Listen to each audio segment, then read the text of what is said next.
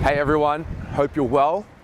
It's been a while since I've done a training report, so it's exciting to be back at the club. This was my first training session back for, I guess, season 2020. It's good to see the boys, good to be amongst the vibe here. It was a late notice for me to get here, which was good. So just a quick training report. I should probably quantify very early that Jacob Wiedering is fine.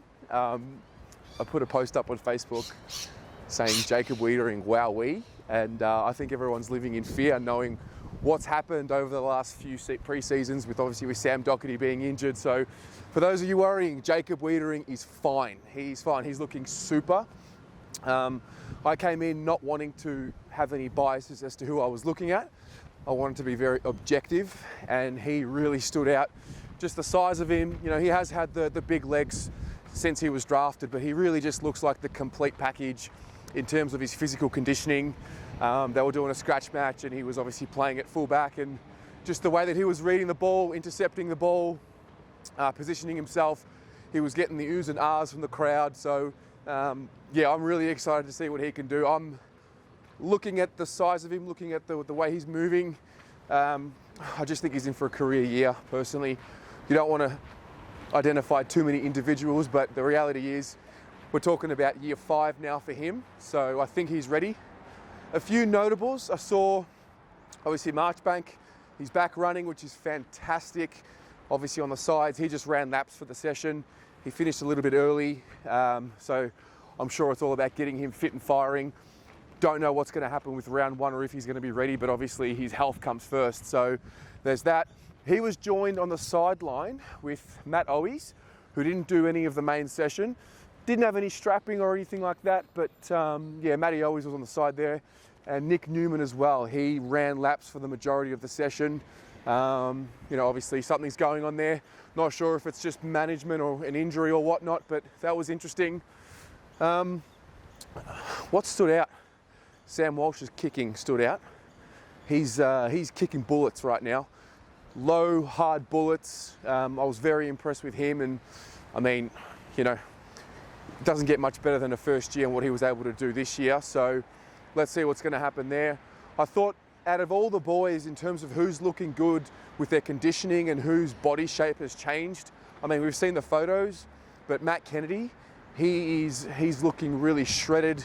You can really see the muscle fibers in his shoulders as he runs. You can really see them with clear definition. So whether he wants to get lighter for, you know, to get quicker on his feet, for a forward roll or a midfield roll, I'm not sure. That's up for debate, but it looks like he's going to really put his best case forward for a career year, and the reality is he needs to, because he hasn't quite been able to just reach his potential just yet. So there's that. The Eddie Betts factor, it's actually fascinating the impact this guy has. There probably would have been a couple of hundred, if that, there today. And every time he went near the ball, you know, people were cheering. Every time he kicked a goal, when they were doing goal kicking practice, people would cheer that extra bit more. There's a real feel-good factor about him there. He's probably not at his fittest, that's to say the least. They did a running drill. They split up into different groups. It looked like they were split up into, you know, the best runners. There were 4 or 5 in each group. So at the front, you got the likes of Ed Kerno, Matty Cottrell, Lockie O'Brien. And in the second group, it was interesting. The second group had Sam Doherty and a few others. And Doherty is gliding across the field. He's running really well. He's got really good definition in his arms and his legs. He trained for the most part with the group, even in the scratch match.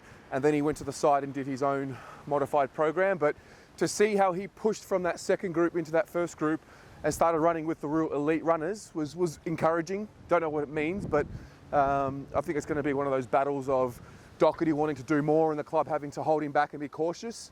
So there's that. I thought Will Setterfield looked good. I thought he kicked the ball really well. Again, these are things that don't mean much right now, but just things that caught my eye. There was an interesting thing that they did at the end. Andrew Russell, once they all finished their session, most of them took their shoes off and ran barefoot. There's clear benefits to that. I've never really seen that happen at training before. The way that all of them did it was like it was a specific instruction to take the shoes off and warm down or whatever it might be without shoes, just bare feet. So there are benefits to that. I don't know what they are, but maybe Jack Russell's got a little secret to that. So that's interesting. But yeah, look, it was just good to be amongst the club again. Good to see the vibe. Good to see that people turned up today, and you know, few individuals that stood out, but for the most part, it was a pretty stock standard session. The young boys, the new draftees, but there you could see that they were struggling because they're not very big. Having said that, I did like what I saw from Josh Honey. He's got some good size about him, and even Sam Philp. I didn't realise how big he was. He's not that much smaller than what Paddy Dow is now, and Paddy Dow's obviously coming into his 3rd season. So yeah, a lot to be excited about. Looking forward to bringing you more of these training reports and some more videos throughout the next few weeks. Go Bag.